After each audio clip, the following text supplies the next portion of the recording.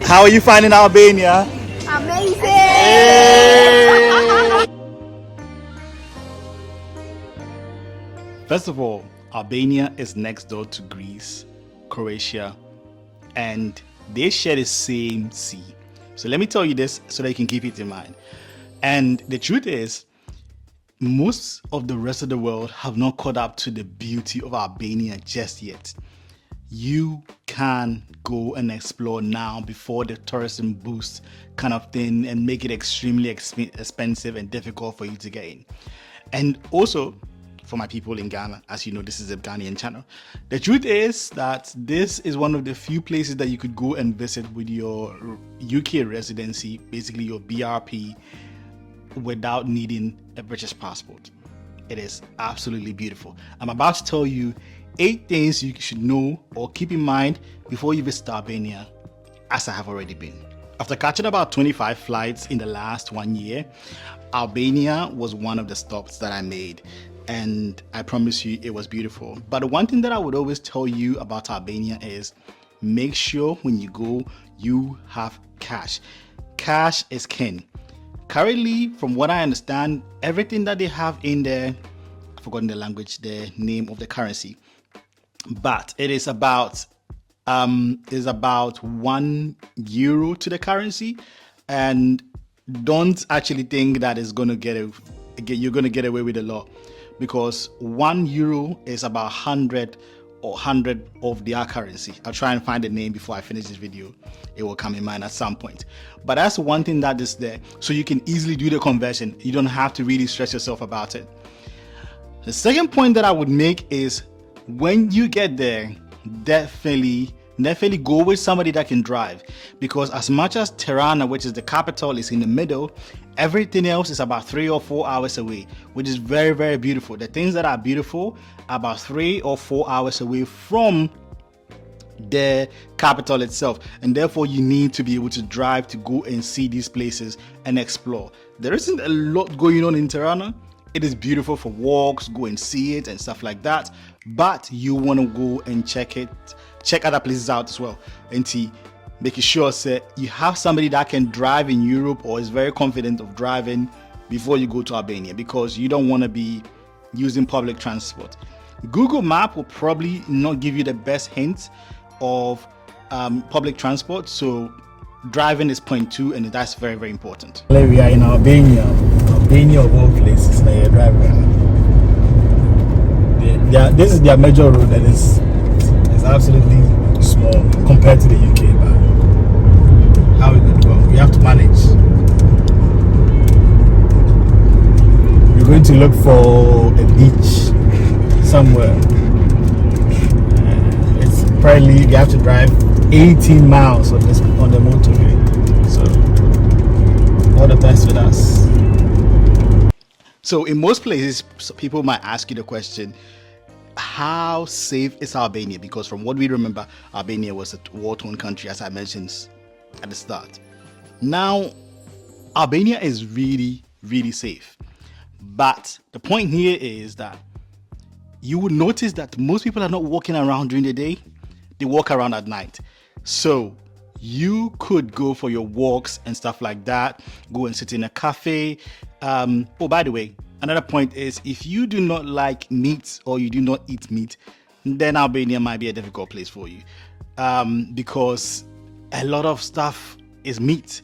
They have a lot of lamb and chips. That's what I lived on when I was there.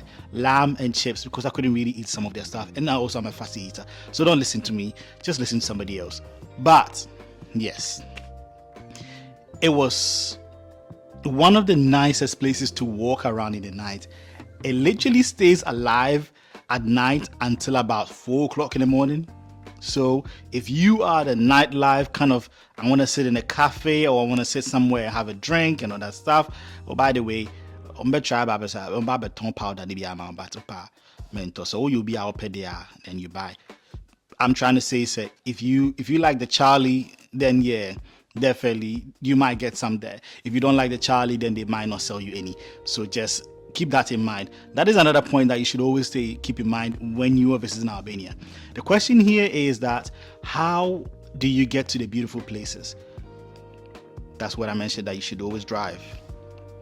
Another point that I would make is that if whoever is driving, okay, if you are scared of heights or you're not a confident driver or anything like that, then I'm not sure that Albania might be the place, because it's very mountainous. It's got a lot of mountains. To get to the beautiful parts, you need to go through the mountains to get there.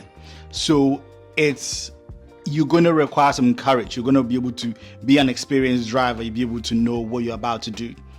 So yes, that's one thing that I will tell you so that you can keep that in mind. Another thing that I would mention is that some people actually fly to Greece and then come to Albania, or go to Albania and they can cross to Greece by some boat. I did not look into it. White folks told me this. I did research about it. It's not so far. So yes, you can do that. Keep that in mind as well. You might be able to visit 2 countries in one go. So in Tirana, I would suggest that you try the Era restaurant. That is one of those restaurants that is known. In surrounding, there are so many beautiful restaurants over there that you can definitely try. You should also, if you can find it, which I did find it, you should find the is it Blue Lake or Blue Lagoon? Something like that. You probably Google it and find it. It's in the mountains and it's beautiful. It's very, very beautiful. I know you're probably asking the question, can you get to the point of where I can stay, the best places to stay? The truth is, if I was going to Albania for like a week, what I would probably do is that when I land in Albania, I would spend one night in Tirana, or whatever it is, the capital, and explore for like 24 hours. Rent a car, first of all, and then I would go to Sarandi, which is about 4 hours away, to stay there for about 3 nights. Probably drive from there to Vlode or something like that. I've probably butchered the name. I'll put it in the comments. Vlode.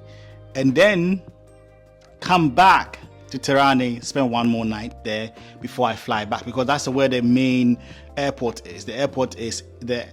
So that's what I would do. There are other beautiful cities that are there. I think there is Berat, which is also very beautiful. There's one that is called Gikrosta or something like that. I probably butchered the name. I will put it in the description of my YouTube video, so just watch that. And then, yeah. So these are the places to stay, but Sarande is top notch. So yeah, definitely keep that in mind. So in terms of cost breakdown, let me give you some idea. My hotels, I stayed there for about 3 nights, and the hotels literally costed about £60 a night. So it's not so expensive. In terms of the car rental, it's about 40 euros per day. And if you like bump it up to about 50 euros, you could probably get an automatic car. When you are making a request, always ask them for an automatic car, because going up the mountains and everything else, having a manual car will not be the best. I know you're about to ask me the question, how do black people feel in Albania? Let me tell you, the truth is that they will stare at you, especially if you are a beautiful black woman. These guys will stare at you and let you know that they are staring at you, but they don't mean no harm. The truth is, they are just admiring, because they don't really get a lot of black people there. But now that this whole idea that you could come there with your BRP and all that stuff, a lot of people are going there, so you could go there.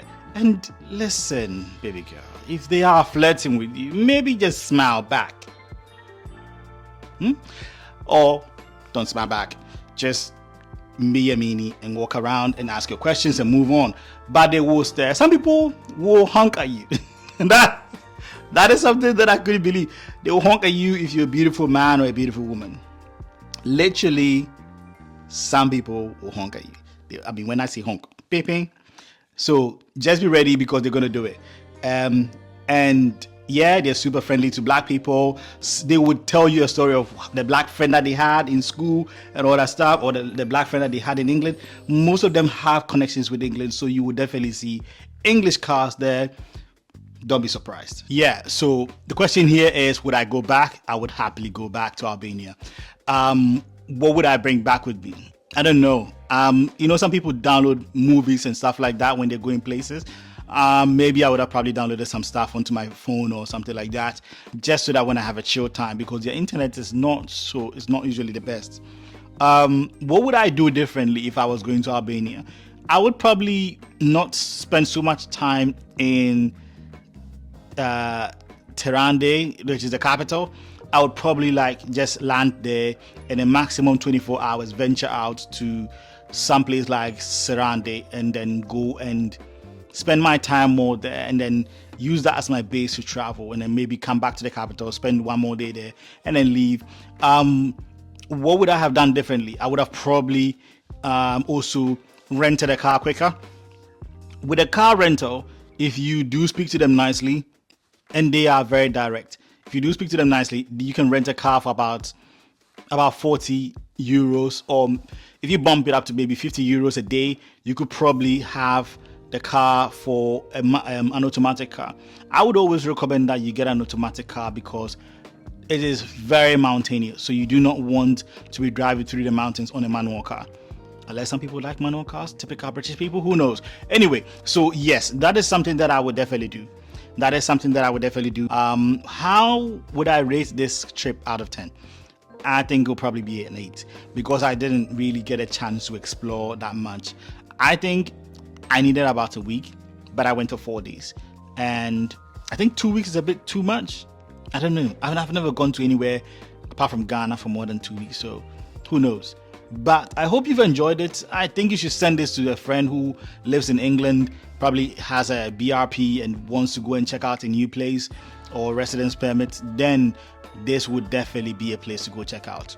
So thank you very much for watching. This is 233 Experience, and I hope you subscribe and like and share. Thank you.